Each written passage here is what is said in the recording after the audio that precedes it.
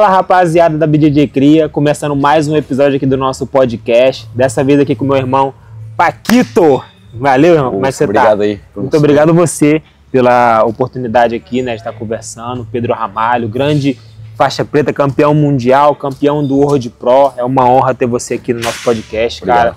Me lembrando, pessoal, antes do podcast começar, lembre-se sempre dos nossos patrocinadores, deem uma moral para a BJJ Cria, que é assim que a gente consegue manter esse projeto aqui do podcast, né? A Seda College, uma das maiores escolas de inglês da Irlanda, né? Tem vários cursos online para você se especializar em inglês, e a gente sabe, atleta profissional precisa saber falar inglês, né? Vários eventos profissionais, então garanta aí já a sua vaga na Seda College, o link está na descrição. A Kings Kimonos, que é a patrocinadora oficial aqui da BJJ Cria também, uma das maiores marcas de kimonos do mundo, chegou ao Brasil. A loja oficial da Kings no Brasil já está disponível, também tem o link aqui na descrição. E a Centauro, que é uma das maiores lojas de artigos esportivos do Brasil. Beleza, rapaziada? Começando aqui agora o nosso podcast. Pedro, muito obrigado mesmo, cara, oportunidade muito grande. A gente está aqui em Portugal, Lisboa, né, para o europeu. A gente está aqui há 2 dias na Focus Jiu-Jitsu, conhecendo um pouco aqui da academia. Então a gente está aproveitando para fazer esses episódios aqui extras também. E esse é o 3º episódio aqui agora com o Pedro. Pedro, a primeira coisa que eu queria já começar, cara, de onde surgiu o Paquito? Paquito é um apelido, é do teu nome? Como é que, de onde que surgiu o Paquito, cara? O Paquito foi... Quando eu comecei a fazer jiu-jitsu, eu tinha 15 anos, eu usava o cabelo aqui por baixo da orelha. Aqueles tipo... Isso, exatamente. Cabelo tipo tigela. Aqui chama a gente chama de cabelo, cuia. Sim, mais ou menos assim. E eu estava a treinar há pouco tempo, houve uma vez que o Manuel entrou na sala, eu estava a treinar, ele olhou assim para mim, ele e o Tanque, que foi o primeiro faixa preta do Manuel, pô, não parece um dos Paquitos da Xuxa? Eles olharam, não, pá, igualzinho. Então, desde esse dia, nunca mais ninguém sabe. No jiu-jitsu, quem é o Pedro, quem é o Ramalho, a gente sabe que é o Paquito. Até teve um episódio que na IBJJF eu lutei o Europeu 2020, eu fiquei em segundo, e depois tem o pódio, tem uma tela com o nome dos atletas, quem foi primeiro, quem foi segundo. Normalmente tem o nome todo, não é? Sim. E eu, nesse ano, fiquei em segundo, apareceu o nome de toda a gente, a mim só Paquito. Não sei como é que chegou na IBJJF, mas até lá chegou. Então, e pegou o Paquito, ficou o Paquito nunca pra mais, si. sim. Mas tu ficava bolado? Não, eu não sabia o que era, eu tinha 15 anos. Paquito não é uma coisa aqui de Portugal, né? Não, aqui em Portugal ninguém sabe. Ninguém sabe o que é o Paquito. Ninguém sabe o que é o Paquito. Toda a gente faz uma pergunta. Mas o pessoal do Brasil olha para mim, ou então quando já me conhece há algum tempo, e vê fotografias quando eu era mais novo, aí vê logo, Paquito Xuxa, né? Paquito Xuxa. Legal, cara. Agora, voltando mais ainda, me conta como é que foi a tua primeira experiência no jiu-jitsu, cara. Como que o jiu-jitsu entrou na vida do Paquito? Como que entrou na tua vida? Como que foram os teus primeiros treinos até tu começar a gostar da coisa? Então, o jiu-jitsu para mim começou quando o meu melhor amigo, desde criança, começou a fazer jiu-jitsu por causa do irmão. E aí, isso com quantos anos, perdão? Com 14, 15. Tu tinha 14 anos? Sim. 14, hoje tu tem quantos anos? 30. 16 anos atrás. Master. É complicado. É um assunto complicado para mim ainda. Calma que o Master não tá moleza não, Paquito. Não, mas é difícil, não é? Quando vais fazer inscrição no campeonato e aparece lá, adulto ou Master. Mas pelo menos próximos, em princípio, 3 anos, aí eu vou continuar a recusar o Master. Mas, então, o meu melhor amigo começou a fazer jiu-jitsu. E acho que, como acontece com toda a gente, quando começa a fazer jiu-jitsu vai querer começar a fazer nos outros, né? Da baiana, 100 quilos. Então, na escola, começava, mata-leão, baiana, começava a bater em mim lá nos intervalos na escola, etc. E ele começou a puxar para fazer jiu-jitsu, eu olhava, pá, os homens agarrados, não é muito a minha vida. Não estou a gostar muito assim de ver de fora, não é um desporto bonito, é difícil quem olha achar um desporto bonito. Quando quem faz muda completamente. Então ele ficou uns 6 meses a tentar convencer-me a ir, eu disse que não queria, houve um dia que, pô, eu vou. Fui num treino e desde esse treino apaixonei-me pela arte marcial e desde aí comecei logo a treinar o máximo que eu podia. Um mês depois, ou acho que se calhar nem um mês depois, já estava a competir. Caramba! Apanhei, como é óbvio, mas então essa questão do jiu-jitsu apaixonei-me logo desde o início. E a questão da competição, para mim, começou também logo desde o início. Pô, legal. O pessoal provavelmente percebeu e conhece o Paquito, né? O Paquito é português, de Portugal. E como que era para você aqui, porque há 16 anos atrás o jiu-jitsu ainda estava crescendo em Portugal, É, Eu tenho certeza que estava bem engateando. Como é que era isso, cara? Então, tinha treinos fortes? Como é que era essa... Então, para mim, eu era criança, não havia aula de criança, não havia nada. Treinava toda a gente nos adultos. Treinava com os adultos. Sim, se havia uma criança de 10 anos, treinava com os adultos também. Entendi. Não havia isso. Entendi. Então, para mim, óbvio que havia treino duro, porque eu pesava 50 quilos e a pala de adulto, então era amassado, né? Então, treino duro para mim tinha. Agora, o jiu-jitsu era um pouco, mesmo o Manuel comparando com as pessoas da altura, ter um jiu-jitsu muito técnico, já fazia guarda-aranha, fazia laço, enquanto na altura, em 2009, 2010, especialmente aqui em Portugal, era muito minha guarda fechada, toreada, e era mais assim. Mas eu tinha um jiu-jitsu mais avançado, então eu tinha acesso a isso, mas de qualquer das maneiras não havia um ambiente que promovesse assim o crescimento técnico. Então acho que em relação ao Brasil, sem dúvida, estava muito atrasado também em termos de conhecimento, ninguém conhecia o que era jiu-jitsu. No início... Mas existia um preconceito do português com o jiu-jitsu? Mais ou menos, não com o jiu-jitsu em si, mas com a luta. Porque no Brasil existe muito essa cultura da luta, tanto do jiu-jitsu como do MMA, como do Muay Thai, toda a gente sabe o que é. Sim. Mesmo que não faça, toda a gente sabe o que é. Sim. Aqui a luta era vista como uma coisa má. Quem fazia era quem trabalhava de segurança na noite, quem se envolvia em brigas. Entendi. E tinha muito isso. Então eu, quando disse à minha mãe que queria começar a fazer jiu-jitsu, ainda por cima, o ambiente sempre foi espetacular, mas era numa cave. Então, uma cave é... Como é que eu ia dizer? Tens o primeiro andar, nós chamamos o resto do chão, porão, é por baixo. Porão. Então, cheira a kimono sinistro, né, na altura. Então, a minha mãe, para aqui que tu queres ir? Sim, ela não gostou muito da ideia, nenhum dos meus pais. Então, quando eu falei que queria viver do jiu-jitsu, queria ser atleta, aí complicou mais ainda. Mas como é que foi isso? Você já aproveitando esse ponto? Tua família não aceitava? Então, como é que era?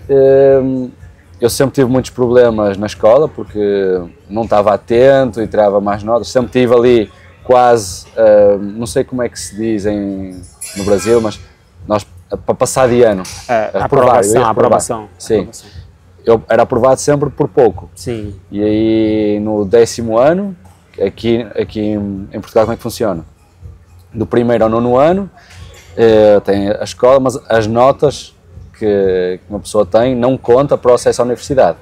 10º ano, 11º e 12º, aí já conta para o acesso à universidade. Eu fiz o 10º ano, foi mais ou menos quando eu comecei a fazer jiu-jitsu, foi no 9º, 10º, e as minhas notas eram horríveis, não conseguia entrar na faculdade de jeito nenhum. Então a minha mãe queria que eu deixasse o jiu-jitsu para estudar. Mas tu tinha vontade de ir para a universidade? Era uma coisa que tu queria? Eu na altura estava um pouco naquele sonho inicial do jiu-jitsu, não quero fazer jiu-jitsu da minha vida. Sim. Acho que toda criança que começa a fazer jiu-jitsu e que gosta tem esse sonho, né? Então nesse início foi sempre uma briga especialmente com a minha mãe, porque eu agora adulto percebo, e estava certa, porque ele não consegue ir para a universidade com as notas que tem e está a perder tempo com o jiu-jitsu, então eu vou tirar o jiu-jitsu para ele se concentrar nos estudos. Sim. Mas meio que funciona ao contrário, então foi uma guerra durante 2 anos, até que depois foi ao contrário, olha, tu vais começar, se tu tirares boas notas, eu deixo-te chatear com o jiu-jitsu. Tá bom, ótimo. E daí fui de um extremo para o outro, passei a tirar mais notas para ser dos melhores alunos e pronto, entrei na universidade, formei-me tu chegou a fazer código? Formei em engenharia. Engenharia? Sim. Nunca chegou a usar engenharia? Não. Porque depois, chegando na faculdade, eu comecei a disputar campeonatos mundiais, campeonatos europeus, fui campeão mundial na faixa, campeão europeu em todas as faixas, menos na preta. Eu na preta fiquei em segundo. Fui campeão mundial na roxa, fiquei em segundo na marrom. E tudo isso enquanto fazia a faculdade. Então, quando acabei a faculdade, olhei para trás, eu consegui fazer isso, sendo que estava a estudar full time. Então passava o dia na faculdade e o tempo que eu não estava na faculdade estava a treinar. Estava a fazer as 2 coisas full time. Treinar 2 a 3 vezes por dia e faculdade full time, então não tinha tempo para nada. Então deixa-me ver o que é que eu consigo fazer fazendo o jiu-jitsu só sem ter a faculdade. E pronto, estou nessa fase desde aí. Acabei a faculdade, estou só com... Mas teve algum turn point, uma virada de chave na tua vida? Tem alguma coisa que tu olha e fala, cara, foi isso que me fez ir tentar viver do jiu-jitsu? Foi sempre acho que nunca houve uma virada de chave, foi sempre o amor que eu tive desde o início. Entendi. Foi sempre, é isso, o amor pela arte marcial, o saber o quanto o jiu-jitsu me ajudou na minha vida pessoal, na minha vida nos estudos, em tudo, então é uma coisa que eu valorizo muito. E neste caso, o jiu-jitsu na parte de atleta é uma coisa finita, ou seja, eu tenho 30 anos, eu não vou conseguir fazer isso até aos 45, não é? Vai uma altura que vai acabar. Engenharia, estudar, tudo o resto é uma coisa que eu posso fazer até mais tarde. Então é aquela coisa, ou faço agora ou não faço nunca. E pronto, com essa mentalidade é que me dediquei mais ao jiu-jitsu. E como que para você, ser hoje em dia o Paquito campeão mundial, campeão do World Pro, mas até chegar lá, até chegar nesse ponto, qual foi a dificuldade, qual foi a maior dificuldade assim, que tu passou, que tu pensou, caramba, será que isso aqui é para mim mesmo? Será que eu devo seguir nisso aqui? O que tu pode contar assim? Então, acho que o saber se isso é para mim mesmo ou não, eu acho que nunca tive essa questão. Foi uma coisa que sempre teve. Caramba, sempre, de primeira tu já... Não sei, uma coisa que eu não sei explicar, sempre teve dentro de mim. Não, isto é para mim, isto é o que eu quero, sem dúvida, isto é que eu sou bom a fazer. Agora, a dúvida que vem na cabeça, e acho que vem na cabeça de toda a gente, é se sou capaz de o fazer. E aí tem uma mão enorme do Manuel, porque sempre treinei muito, nunca fui muito talentoso, ou seja, quando eu comecei no jiu-jitsu eu perdi a maior parte dos campeonatos. Não era muito atlético, não era muito forte, não era muito rápido. Agora, eu gostava muito de jiu-jitsu, sempre gostei muito de estudar, então sempre fui um atleta mais técnico. Então, para quem tem mais talento, que é mais rápido, que é mais forte, acontece de um momento para o outro, começa a fazer jiu-jitsu, pega uma posição e as coisas fluem mais rápido. O atleta que é melhor na parte da técnica, demora a construir esse entendimento do jiu-jitsu, demora a construir essa técnica. Então eu sinto que eu demorei um pouco mais a atingir um patamar bom de competição. Então, primeiro, nesse tempo inicial, o que me manteve foi o amor pela arte marcial, sem dúvida. Depois chega um momento em que eu comecei a perceber, ok, eu sou bom, se calhar eu posso fazer isto na minha vida. E aí eu fui campeão nacional, eu lutava a categoria absoluta sendo peso-pena e consegui começar a ganhar os absolutos, por isso é que eu fiquei conhecido cá em Portugal, que na altura era tudo, aqui no jiu-jitsu não era muito, como eu estava a dizer, não era muito técnico, era muito forte, então no absoluto era tudo pessoal de 100 quilos, tipo, com cara de mau assim, tatuagem, depois tinha eu com o cabelo de Paquito, com 17 anos, e aí, por causa da técnica, né, na altura conseguia ganhar pessoal muito mais pesado, altura, e aqui em Portugal não havia muito isso, então eu comecei a ficar conhecido cá precisamente por causa desses absolutos. Depois, passar de ser campeão nacional para ser campeão europeu e mundial é uma outra história, né? Então eu comecei a perceber que era isso que eu queria, falava bastante com o Manuel e depois, houve uns anos, eu comecei a bater na trave. E lá está, e depois começam a entrar as dúvidas, na altura eu achava, não, aqui em Portugal não dá para fazer um campeão mundial, se calhar vou ter que ir para o outro lado. E o Manuel sempre falou comigo, vai dar, confia em mim, vai dar, e acima de tudo confia em ti. Então eu sempre tive confiança em mim, mas não tanta como a confiança que o Manuel tinha em mim. Então houve uma ou duas vezes em que, depois de certas conversas com ele, que eu olhei para ele, se ele me diz isto aqui, alguma coisa ele está a ver que eu não estou a ver. Ele está a falar com tanta certeza que eu vou ter que confiar nele. E lá está, aconteceu. Isto aqui, esta questão de começar a perceber que eu era bom, tinha 18 anos, comecei a ganhar os absolutos, e depois tentei aos 19, 20, 19 era faixa azul-roxa, 20 era faixa roxa, já fui lutar o Mundial, perdi nos quartos de final, e aí com 21, foi em 2015, aí foi o ano em que eu ganhei tudo, não perdi nenhuma luta na minha categoria, e pronto, e aí foi virada de chave no sentido, ok, eu consigo fazer isto. E pronto, tenho uma mão enorme do Manuel, depois de ter sido campeão mundial na rocha, aí mais do que, ok, tenho título, tenho a medalha, foi a certeza de, ok, eu consigo fazer alguma coisa neste desporto, ok? Então já não preciso de olhar para trás, se calhar é melhor ir fazer engenharia, não, eu sei que eu consigo. Então acima de tudo foi o provar que consigo. Pô, legal, cara, e uma coisa que tu me falou, é uma frase até forte, né? em Portugal não se conquista campeão mundial. Sim, na altura, isso foi naquela altura em que o Manuel começou a falar, tu consegues, e o Manuel começou a dizer, não, o meu objetivo é fazer um campeão mundial em Portugal. E ouvimos muitas vezes, ou pessoas a rirem-se, tipo, nunca vais conseguir fazer um mundial em Portugal, quando tens escolas do André Galvão, quando tens os Mendes, quando tens o pessoal no Brasil que começa a treinar com 3 anos. O Manuel sempre teve uma atitude, espera. E isso é uma coisa que no início desmotiva, mas quando tu começas a ganhar uma confiança, funciona ao contrário. Que é, alguém te diz que não consegues, e isso é uma coisa que eu não tinha e aprendi com o Manuel, que a pior coisa que se pode dizer ao Manuel é dizer que ele não vai conseguir, e eu peguei isso dele. Que é, quando alguém diz que não vais conseguir, não sei, hoje em dia mexe comigo. E foi uma das melhores coisas que o meu professor me passou. Cara, irado. Mas, voltando, o que eu queria falar era o seguinte, teve algum momento, assim, quando tu já estava profissional, nesse nível, assim, né, na elite, que tu pensou e falou, cara, acho que eu vou sair de Portugal, vou talvez para os Estados Unidos, que hoje em dia a gente vê é um lugar onde tem muito investimento. Chegou a algum momento tu falar de, acho que eu tenho que ir para lá para poder, tudo isso que eu quero, ser campeão mundial, campeão europeu, eu tenho que estar lá ou não? Então, eu pensei nisso antes de ser campeão mundial na Rocha, e depois foi aquela conversa que eu estava a falar aqui com o Manuel.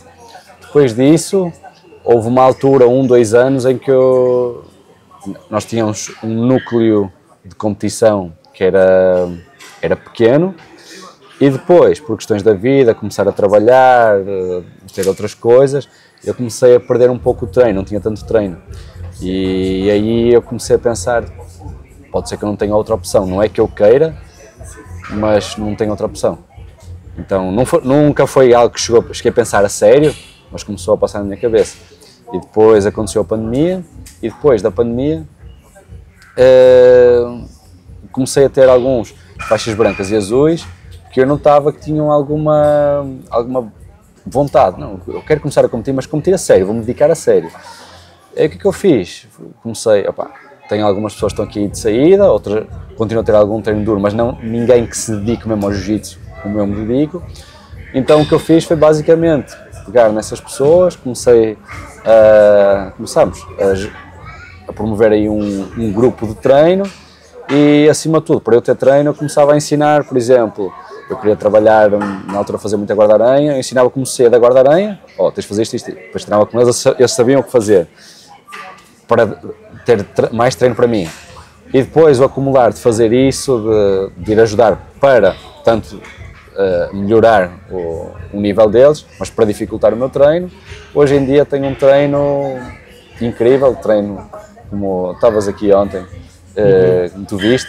Depois, entretanto, veio o Davi também, que hoje em dia é o meu melhor treino, é final do Mundial todos os dias, mas para uma pessoa que passou muito tempo a treinar só com quem faz isto por hobby, e não tem tanta gente de competição que realmente quer ver do jiu-jitsu à volta, para mim isso tem muito valor, especialmente ao Davi, porque hoje em dia tenho o luxo de ter alguém que se eu puxar para a guarda a dormir ou se fizer algum erro me vai bater, e como passei muito tempo até que exigi no máximo de mim no treino, porque não tinha alguém do meu nível assim, entendes? Entendo. Então, lá está, hoje em dia já não penso mais, porque acho que temos um treino aqui que honestamente eu acho que é dos tatamis mais o melhor treino do mundo. Acho que quem veio aqui treinar sabe do que eu estou a falar, pode não ser tão conhecido por ser em Portugal, ou por alguns atletas ainda não conseguirem ter os maiores títulos, mas eu acho que é questão de tempo. Cara, maneiro, cara, muito legal então, mesmo. Respondendo à tua pergunta, dei aqui uma volta grande. Já pensei nisso, mas entretanto as coisas começaram a correr bem para nós como equipa, e hoje em dia tenho um treino ótimo, então não tenho razão nenhuma para sair de Portugal. Pô, legal, cara, legal. E aí a gente culmina, então, depois de ter começado, seguido carreira, a tua família, depois que tu se tornou profissional, ela apoiou, não teve mais nada, né? Então... Só pra gente fechar isso. Sim. Então, quando ganhei o Mundial da IBJJF, na Rocha, foi quando finalmente eu consegui provar para a minha família que, e se calhar ela é bom nisto, Quando eu ganhei, nesse ano, em janeiro, ganhei o europeu. Então, ou seja, o primeiro campeonato grande que eu consegui ganhar no adulto. Então a primeira coisa que eu fiz foi ligar para a minha mãe. Olha, fui campeão europeu. E para ver qual é a reação da minha mãe. Ok, boa. Ela, tá, quando é que voltas aí? De Lisboa. Pô, não foi desta ainda. E aí, quando eu fui campeão mundial, ela começou a perceber, se calhar tem uma coisa aqui. Mas depois, ainda na faculdade, não conseguia fazer dinheiro. Então, ok, ele é bom, mas será que ele consegue viver disto? Então, já não chateava tanto, mas continuava com algum medo. Quando depois, naturalmente, cheguei à faixa preta, já comecei a dar aulas aqui, comecei a fazer dinheiro, comecei a dar alguns seminários, aí vai dando confiança, ok, se calhar ele consegue viver bem do jiu-jitsu, sei que é o que ele faz, é o que ele gosta de fazer, é o que ele faz bem. Então, essa confiança foi crescendo e hoje em dia, sim, sem dúvida. Tu falou do Mundial, né, cara? Eu ia falar exatamente dele. Tu ganhou o Mundial em qual ano? 2015. 2015. O que representou esse Mundial pra tu, cara? Qual a importância? Eu tava conversando aqui com o Manuel, antes de entrar no podcast aqui contigo, e ele fala que quando tu chegou aqui com a medalha, também do World Pro, mas a gente vai falar dele depois, foi tudo uma festa gigante aqui na academia, cara. Como é que foi ganhar esse Mundial? Como que foi as lutas ali? O que tu pode falar desse Mundial? E o que ele representou pra tu na tua carreira, como tanto profissional quanto pessoal? Então, foi muita coisa. Primeiro, foi provar para mim próprio que se eu quiser realmente uma coisa, eu tenho capacidade de a conseguir. Então foi o provar para mim próprio do meu valor. Isso é o número 1. Depois, obviamente, foi uma alegria enorme conseguir trazer um título desses cá para Portugal. Né? Acho que nunca ninguém tinha ouvido falar do jiu-jitsu português assim ao mais alto nível. Então, para mim foi a primeira medalha, acho que foi a primeira, posso estar a mentir, mas pode ser, foi a primeira medalha portuguesa no adulto. Tenho um dos meus melhores amigos, o Guilherme Jardim, foi campeão mundial também da BJJF, mas foi de branca, por isso não conta. Mas depois, em 2016, ele ganhou o azul. Mas eu posso falar besteira aqui, mas a primeira pessoa não brasileira a ganhar um título mundial não foi um português, que eu não lembro agora? Acho que, não sei se... Eu não vou lembrar o nome. Angolano, eu acho. Angolano. Mas pode ter cidadania portuguesa, não sei muito bem. Prefiro não dizer que não tenho certeza. Me veio isso na cabeça agora, quase certeza que ele era português, mas é que eu não vou lembrar agora. Mas pode continuar. E pronto, foi toda essa concretização de um sonho. Depois teve também outras lições que me trouxeram para a minha vida.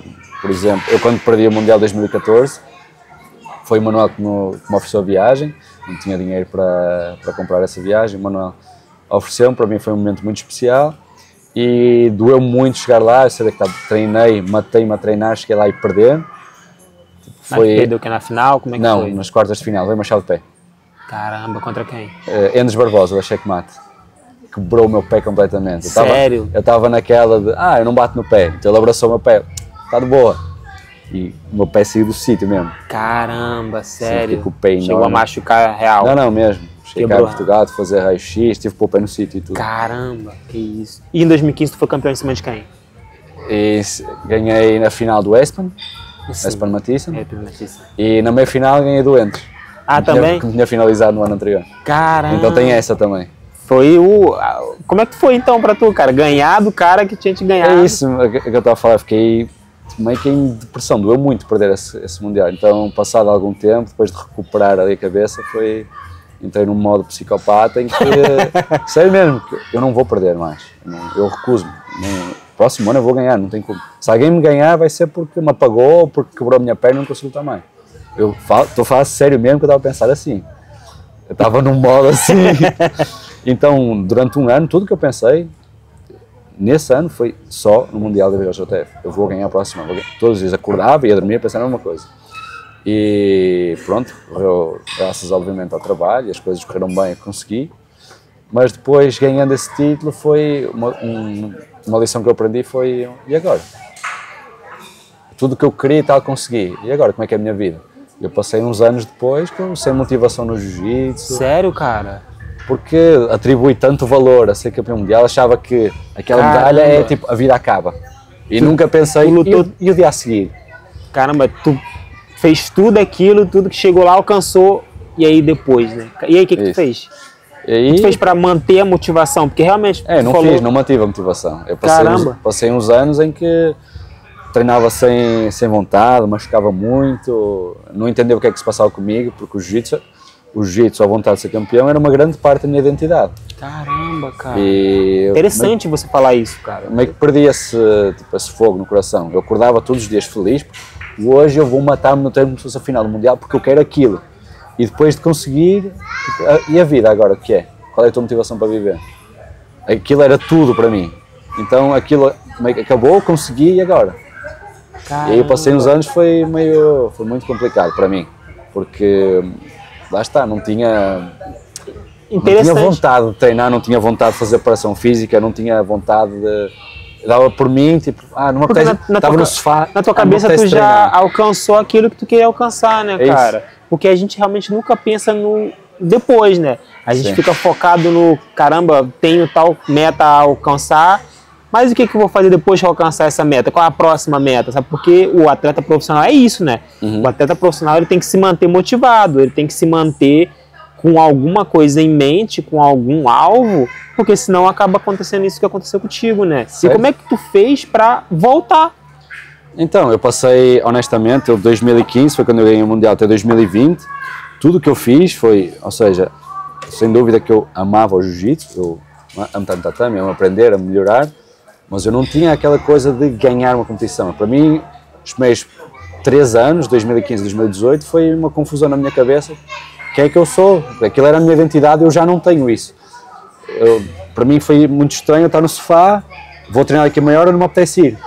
Essa sensação eu nunca tinha tido na vida. Caramba, mas tu acha que tu entrou talvez numa depressão, alguma coisa do tipo? Não, eu não sei, não vou dar o nome porque eu não sei, mas foi uma falta de motivação assim, enorme.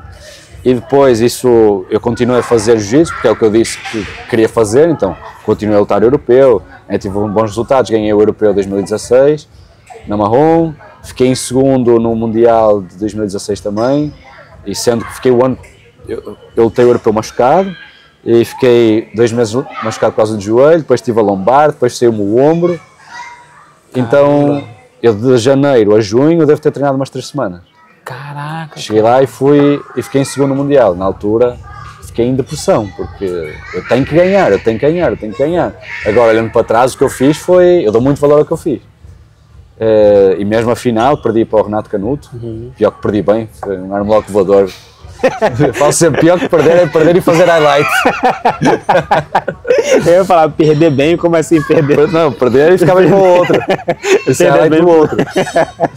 Mas foi uma luta que foi, pronto, houve ali umas decisões ali do ar que me obrigaram a andar para a frente, mas eu podia ter sido campeão mundial esse ano, mesmo com as adversidades e mesmo sem treinar. E olhando para trás agora, é uma coisa que eu dou muito valor, ou seja, sem motivação, eu tive a disciplina de ir lá e fazer. Caramba, mas eu sei que isso é um pouco cruel, mas tu fica se cobrando no sentido de tipo, cara, se eu tivesse mantido o foco, se eu não tivesse entrado nesse loop de, sabe, não querer treinar, tu acha que isso aqui é cruel, mas tu acha que tu teria conseguido mais coisas e continuado sendo campeão mundial ano após ano? Eu não sei, acho que tinha a capacidade técnica para fazer, sem dúvida. Pelo menos na marrom, na preta é um bicho diferente. Sim, sim. Mas sim, fiquei em segundo no Mundial, depois lutei de novo com o Renato e empatei. Então sim, sem dúvida, poderia ser campeão mundial. Mas eu não penso nisso, acho que cada pessoa tem a sua personalidade, tem a sua experiência de vida. E a vida, no fundo, vai ensinando algumas lições. Eu acho que aquela foi minha. Entendes? Agora, eu entendo que nada na vida pode ser tudo. A vida é composta por muitas coisas. E esse período, como tu falou, foi de 2015 a 2020? 2020. O primeiro campeonato em que eu lutei e me senti... eu diverti-me no tatame. Foi, já de preta, foi Mundial 2020, eu fiquei em segundo, perdi para o Tommy Langaka. E meio que me soltei, eu ia lutar de leve, e aí uma semana e meia antes, quer saber, vou de médio mesmo, não apetece perder peso. E pronto, assim, fisicamente senti-me obviamente abaixo, porque era suposto lutar de leve, e não fiz um trabalho para ganhar tipo, massa muscular para aguentar o treino, mas fiquei em segundo, lutei contra vários atletas duros e acabei o campeonato mesmo perdendo. Eu diverti-me, saí feliz, voltei parece que a chama voltou um pouco. E pronto, depois aconteceu a pandemia, tive uma cirurgia no quadril que me deixou fora muito tempo, mas entretanto fui ganhando o gosto do jiu-jitsu. Em 2020 para a frente voltei a ganhar aquela coisa que eu tinha. E aí em 2023, né, tu é o campeão do Road Pro, 2023 Exato. ou 2022? 23. Como é que foi, cara, depois desse período que, caramba, não lembrava que tinha sido um período tão longo assim, não sabia, na real, que tinha sido um período tão longo. Tu volta a ter motivação, volta a ter o amor pelos jiu-jitsu que tu tinha quando tu era faixa. Talvez até a obsessão, aquela obsessão de ser campeão. Como é que é tu ser campeão do Road Pro, cara, depois disso tudo? Então, depois do... É que ainda não acabou. Depois foi a pandemia, e aí a pandemia, eu não posso queixar, foi boa para mim no sentido em que deve ter sido o período que eu mais melhorei o meu jiu-jitsu. Caramba, sério? Eu morava com... Mas tu conseguia treinar? Então, não dava para sair de casa, só que eu morava com um dos meus amigos, como se fosse um irmão para mim, que é o Luca Leite. Que ele ficou só o Lucas Leite. Ficou em segundo ficou em segundo no Europeu de Rocha e ficou em terceiro no Mundial de Rocha também. É muito bom de berimbolo. Mas pronto, então o que acontecia? Estamos fechados aí 4 meses, o que nós fazemos? Treinar o dia inteiro.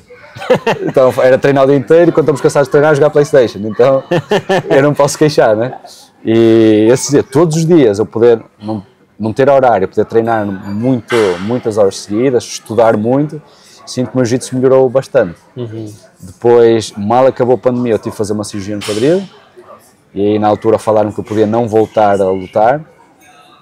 A cirurgia foi de quê? Quadril. Do quadril? Sim. Mas por que tinha? É um problema de nascença, imagina. Tens a cabeça do fémur e o acetábulo, que é o osso do quadril. Sim, é uma má formação aqui no osso do fémur. Isso se deu por causa do jiu-jitsu ou era outra coisa? Eu acho que era algo que eu já tinha desde nascença, mas o jiu-jitsu obviamente não ajudou. Então eu sempre teria que fazer essa cirurgia. Sim. Mas eu acho que devia ter feito um pouco mais cedo. E depois na altura, o que acontece? Nessa cirurgia tem que tirar um pouco da cartilagem, então fica um pouco de dor. Porque eu, nos primeiros meses fica bastante Sim, porque eu nunca conseguia. Se vis as minhas lutas de faixa roxa, eu dava muito, tipo, eu puxava para emborcado, deixava ser emborcado. Porquê? Porque a minha perna esquerda não fazia isto, ou seja, se eu quisesse fazer meia ou dela arriba invertida, para aquele lado, eu não fazia, porque a minha perna não fazia isto. Caramba, a tua perna não conseguia... Não. Por isso é que eu fazia, tipo, aquela guarda emborcada. E agora, depois da cirurgia, consigo. Hoje em dia então, já... Sim. Hoje em dia está melhor, mas na altura eu não sabia se ia conseguir voltar ou não. Então, até me inscrevi na faculdade de novo e tudo, porque se não posso fazer jiu-jitsu, eu vou fazer o que eu quero. Vou fazer outra coisa. E era o que é a faculdade? Medicina. E o que acontece? Comecei a treinar aos pouquinhos, comecei a me sentir bem, depois comecei a lutar uns campeonatos de uma outra federação, que é a federação do jiu-jitsu, é de jiu-jitsu, mas uns campeonatos que valem dinheiro. Fui campeão mundial nessa federação 2022-2023 e depois eu quero-me testar aqui num campeonato grande, então se calhar voltar ao World Pro. E aí o Manuel na altura também não acreditava muito que eu ia lutar, porque eu estava sempre machucado, machuquei-me também nessa altura, fiquei um mês sem treinar, mas mesmo assim eu voltar ao World Pro. E pronto, fui lá sem...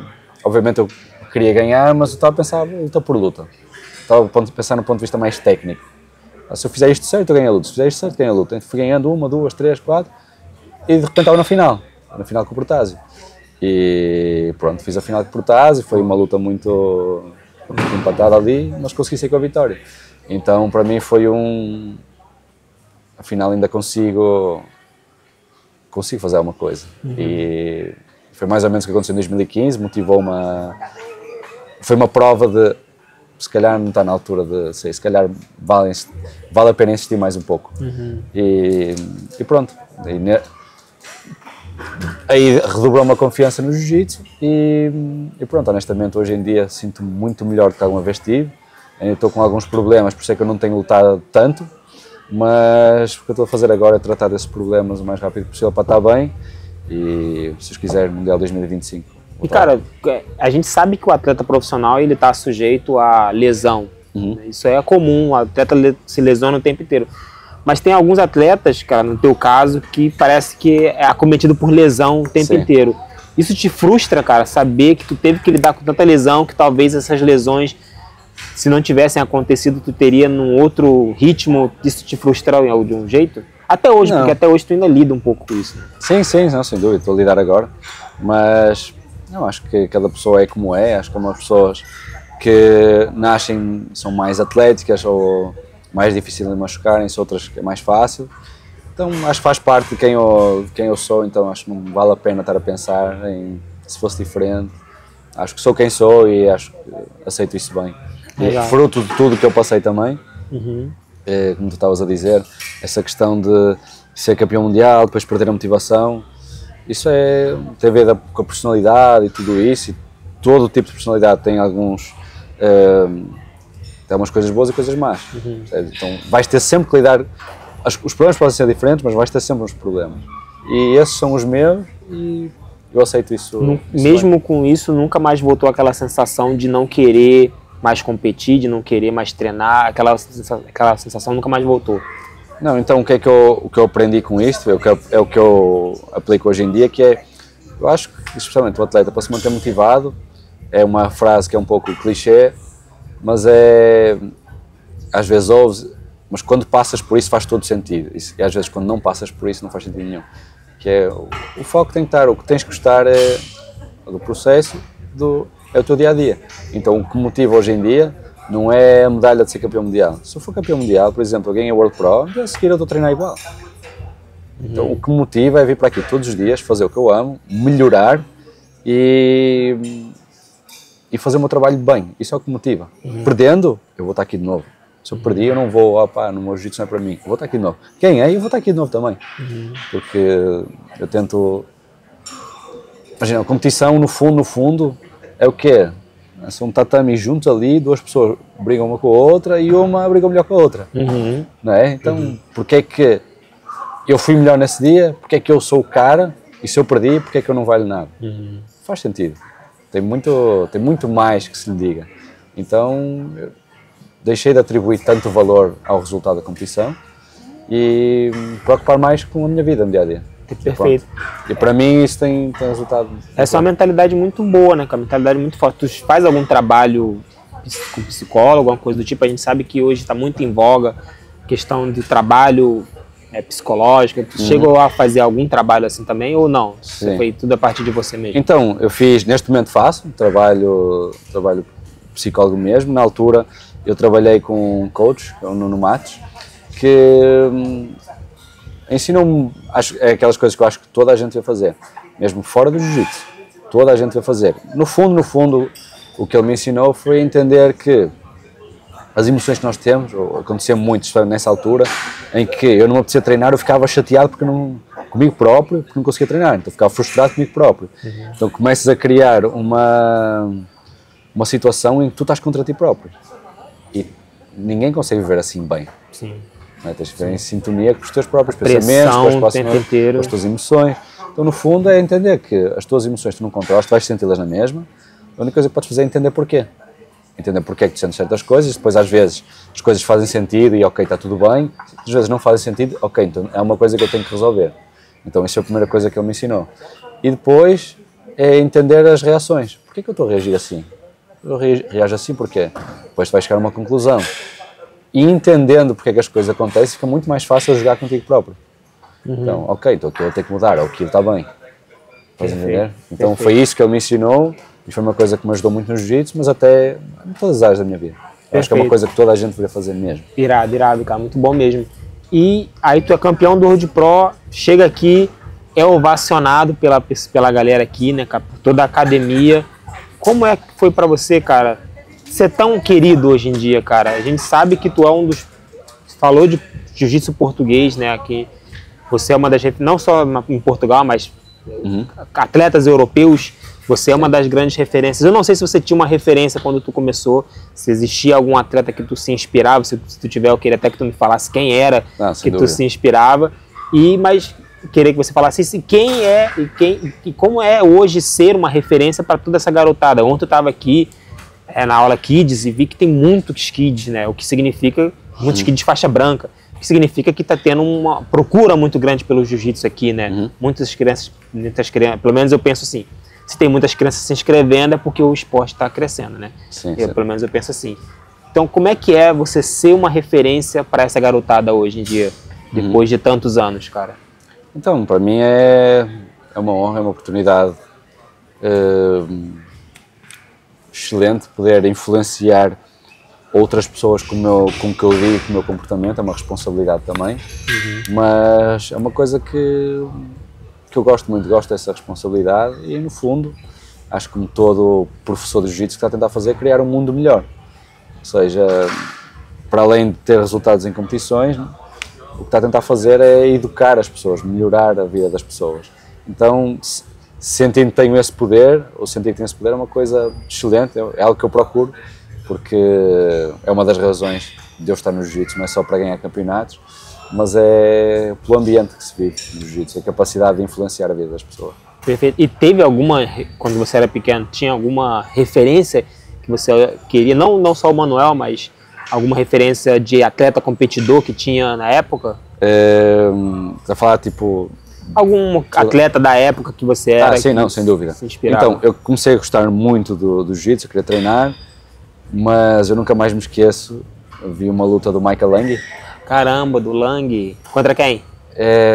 Eu já não me lembro contra quem era, foi num europeu, não era muito conhecido o atleta, mas com um jiu-jitsu completamente elástico, o outro a fazer muita força para passar a guarda dele, e ele sempre sem mudar a cara, começava a emborcar de um lado para o outro, ele sempre tranquilo, jogava o pé no bíceps, depois jogava para cima e raspava sem esforço nenhum. E foi o momento em que eu comecei a treinar muito mais, porque eu tive o objetivo, eu quero ser assim. É exatamente isto que eu quero ser. Então vi todas as lutas do Michael Lang, todas, sabia um minuto, o segundo em que ele raspava, todas as técnicas que ele utilizava. Mas para mim foi como um objetivo, da mesma maneira como estavas a falar, o atleta precisa de um objetivo para treinar sentir motivado. Para mim não foi só, eu vou ganhar o campeonato, para mim foi, eu quero ter um jiu-jitsu parecido com aquele. Então comecei a fazer muito drill, muita posição, a treinar muito, a estudar o dia todo, ficava o dia inteiro a ver vídeos de jiu-jitsu, porque queria ser como ele. Então, número 1, Michael Lang, foi que começou, e depois, sem dúvida, para mim, o rei, o Leandro Lo. Leandro Lo, caramba, cara. O Michael Lang foi quem me motivou a fazer guarda, eu até faixa roxa, só fazia guarda, não passava guarda, porque sentia que a passagem de guarda na altura não era para mim, eu pesava 70 kg e tenho 1,84 m, 83. Sempre foi meio magro. Então era muito magro, então não tinha força, não é? Então aquela passagem de pressão, de over-under, meia guarda, eu não tinha pressão, era muito leve. Então pensava que passar a guarda não é para mim. Sim. Então quando vi o Leandro começar a passar a guarda, tem um biotipo parecido com o meu, muita toreada, muito movimento. Pô, especialmente o Leandro eu conheci porque foi o primeiro a ganhar do Lang, ele ficou 3 anos invicto, acho eu, e depois o Leandro ganhou do Lang, pô, que é esse cara? Aí foi que tu começou a seguir. E aí apaixonei-me pelo jogo de passagem de guarda dele, e são as minhas duas maiores referências no jiu-jitsu, de longe. Vou aproveitar para perguntar, né? E como foi quando a gente soube da tragédia com o Lo, cara? Como é que foi para tu, quando tu leu ali, tenho certeza que tu leu em algum jornal, na rede social, como é que foi aquele dia para tu ali? Tu que foi um cara que admirava tanto. Todo mundo admirava, mas é claro que sempre... Não, foi... Obviamente estragou o meu dia, ainda por cima estava a ir com os amigos fazer um passeio na montanha, e também eram do jiu-jitsu, então não estragou o dia só para mim. Foi assim, umas semanas fiquei muito triste, porque toda a gente, a gente fala que é o Ronaldinho do jiu-jitsu, toda a gente gostava dele pela atitude, e eu disse que comecei a apaixonar pelo jogo dele por causa da passagem de guarda, mas depois ensinou muito mais sobre a superação, a luta que ele faz com o Preguiça na Copa Pódio, que o Preguiça está a ganhar até ao final, passa agora a 3 segundos do final, ele não desistiu uns 10 minutos. Ele é o rei disso, ele nunca desistia, né, cara? Essa luta foi uma das coisas mais marcantes para mim, que é insistir, ganhar o ele não ganhou na técnica, não ganhou no físico, ganhou no psicológico, ele recusou-se a perder. Foi na final do Mundial que ele fez com o Otávio Sousa, em que o Otávio Sousa quebra o braço dele, quebra o joelho dele, e ele vai lá e passa no final também. E depois ele veio se sentar perto de mim, eu nunca mais vou esquecer. eu estava sentado, estava o pessoal da Cícero Costa, ele senta-se perto de mim, conseguiu ouvir falar. Alguém falou, tipo, machucou o joelho. Ele levanta a cabeça, ia machucar muito mais se eu tivesse batido. Caramba, ele era foda. Esse é o cara, sabe? Ele era foda, cara. E outra coisa que ele fez que me marcou muito foi, houve um Mundial, foi a primeira vez que ele lutou com o Keenan. O Keenan começou com a guarda de lapela e o Keenan ganha do Leandro. Eu lembro que o Leandro saiu puto, sem entender muito bem o que é que ele tinha feito. Isto foi em junho, eu acho que em julho ou agosto, há um campeonato que é o New York Open e o Keenan está inscrito. E o Leandro vai lá e inscreve-se também, vai lutar com ele lá nos Estados Unidos. Campeonato pequeno, não tinha por que ele fazer isso. Foi só realmente... Mas foi lá, ele está lá, não, então vou lá lutar com ele. Foi lá e ganhou. Caramba, cara. Porra, mais uma vez, esse é o cara, eu quero ser assim. Era um então cara não é só o jiu-jitsu, não é só, ele começou uma conquistão pelo jiu-jitsu, mas depois essas atitudes, não é só uma referência técnica, mas eu quero realmente ser assim. Caramba, cara. Então, mas tu chegou a conhecer o Lô, então? Não, cheguei a conhecer, estive lá no Mundial com ele, depois no ano a seguir treinei com ele, tive a honra de treinar com ele. E até em 2017 eu lutei Copa Pódio, já estava cheio, eram 10 vagas, já estavam preenchidas e houve alguém que saiu. E eu tinha sido campeão mundial pouco tempo antes e eu acho que o Lô tinha... porque algumas pessoas chamavam o Lô português porque... O meu jogo por cima é tudo aquela cruzada de joelho que ele fazia. Eu não sei, ele deve ter ficado a saber. E aí, obviamente, é a cara da Copa Pódio e falou para o Jefferson que, pô, mete esse português aí. Então eu só lutei Copa Pódio por causa do Leandro. Por causa do Lô, legal, cara. E o Lang, tu chegou a conhecer? Cheguei a fazer um seminário com ele em 2012. Legal. Jiu-jitsu é maneiro por causa disso, né, cara? Sim. Tu tem os teus ídolos e você consegue estar perto deles, né, cara? Sim. Mas fala, eu te interrompi, fala. Nada. E conheci em 2012, fui fazer um campo que ele foi fazer aqui na Irlanda. E pronto, tive a oportunidade de treinar com ele, bateu muito.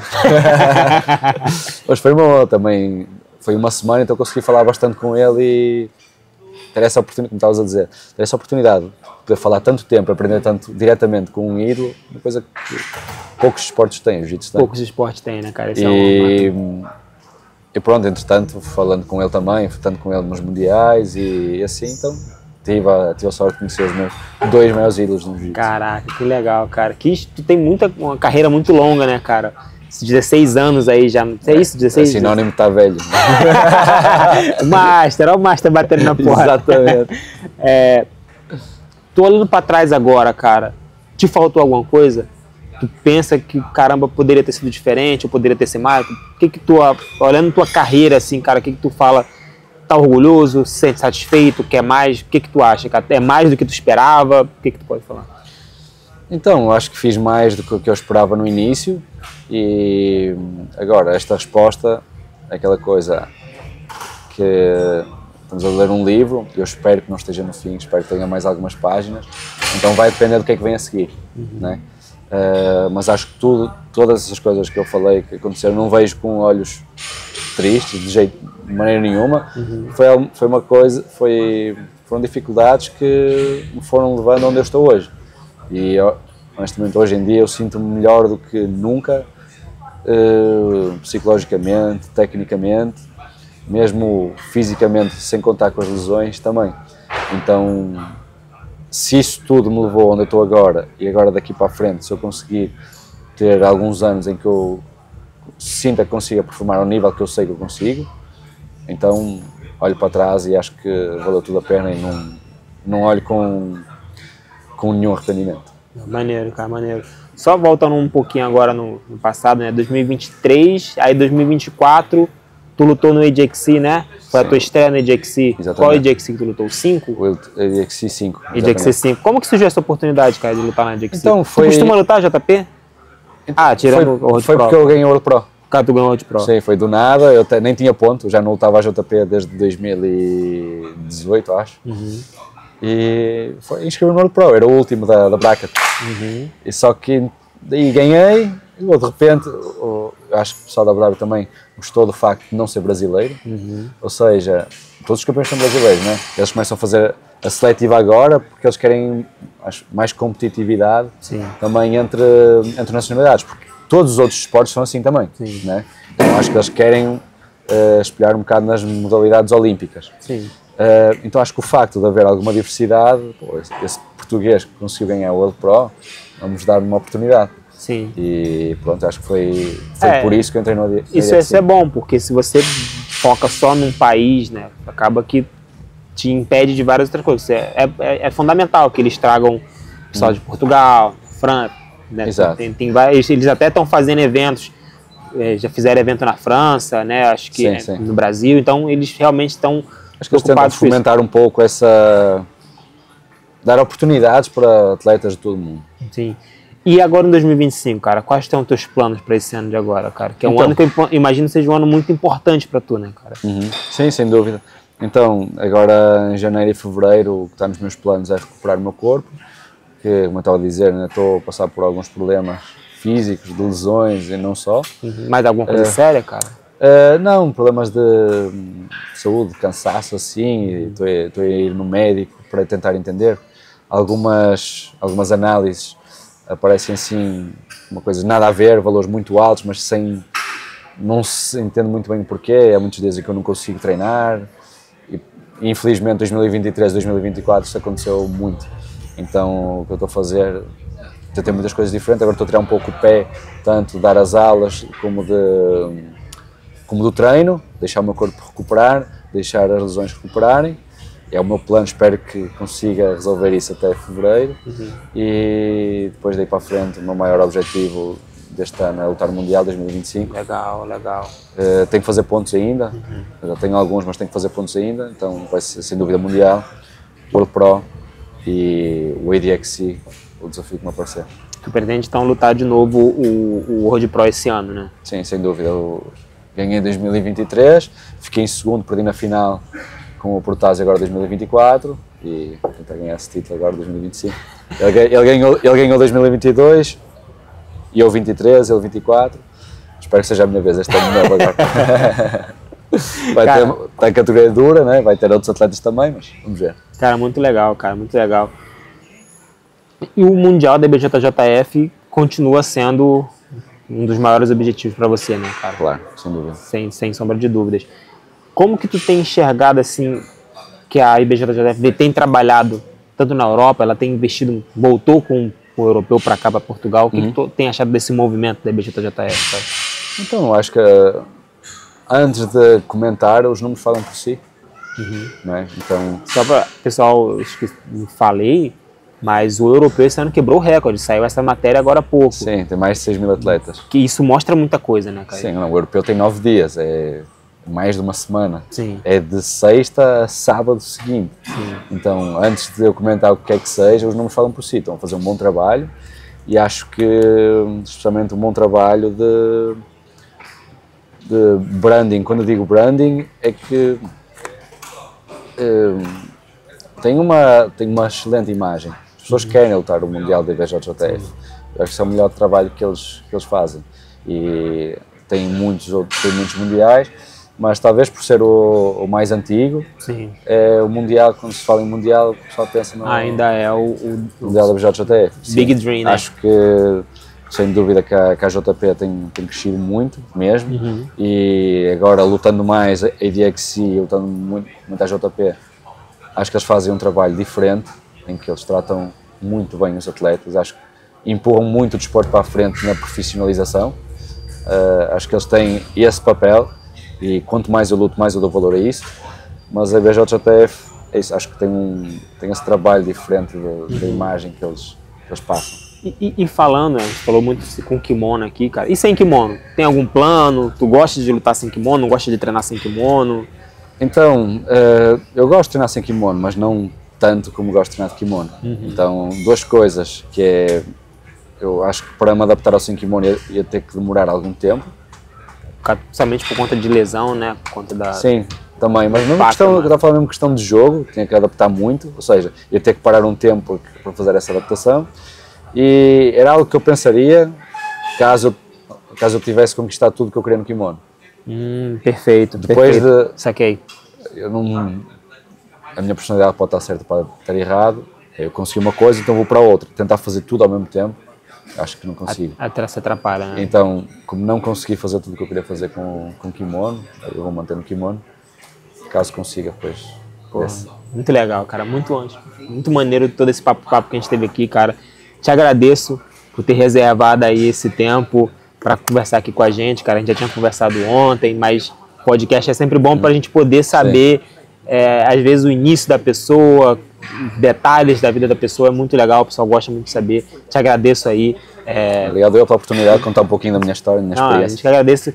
E é sempre bom porque a gente passa inspiração, né, cara? Ver uma pessoa que conseguiu trilhar o caminho do jiu-jitsu, né, cara? A gente sabe que tu começou, com certeza, o jiu-jitsu aqui em Portugal não era algo tão... Então, mesmo assim, você continuou. Hoje é uma das maiores referências que tem aqui em Portugal, na Europa, no mundo inteiro. Então, fico muito feliz pela tua carreira, cara. Espero que 2025 tu conquiste tudo que tu quer, tudo que você deseja. Espero te ver aí nos outros grandes campeonatos. Espero cobrir muitos campeonatos teus ainda, te encontrar na DXC. Então, muito obrigado, irmão. Valeu mesmo, cara. Tamo junto. Muito obrigado mesmo, mano. Rapaziada, vamos ficando por aqui. Mais um episódio incrível aqui da BJJ Cria no nosso podcast, né? Não se esqueça. Primeiro, segue lá nosso Pedro Ramalho, Paquito, lá no Instagram. Vou deixar o Instagram dele aí para vocês seguirem ele lá. Não esqueçam também dos nossos patrocinadores, tá? Eles estão todos aqui na descrição. A Kings, a Seda College e também a Centauro. Entrem lá para dar uma moral para a BJJ Cria, beleza? Vamos ficando por aqui. Não se esqueçam de curtir o vídeo, se inscrever no canal e compartilhar aí para os seus amigos, para vocês poderem conhecer um pouquinho mais da história do Paquito. Tenho certeza que ele vai inspirar muitas pessoas aí. Beleza, pessoal? Vamos ficando por aqui. Vejo vocês no próximo episódio. Valeu! Os